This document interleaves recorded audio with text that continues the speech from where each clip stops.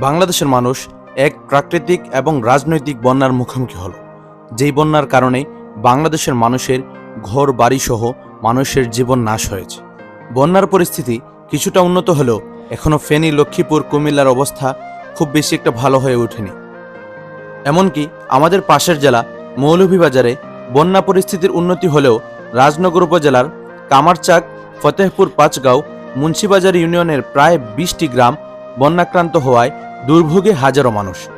বন্যায় বাড়িঘর, রাস্তাঘাট তলিয়ে যাওয়ায় দেখা দিয়েছে নানা সংকট, ক্ষতিগ্রস্ত হয়েছে বাড়িঘর, দেখা দিয়েছে নানা রোগবালাই।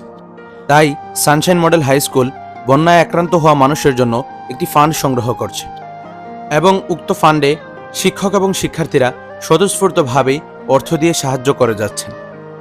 আসুন সবাই মিলে বন্যায় আক্রান্ত হওয়া মানুষদের পাশে দাঁড়াই।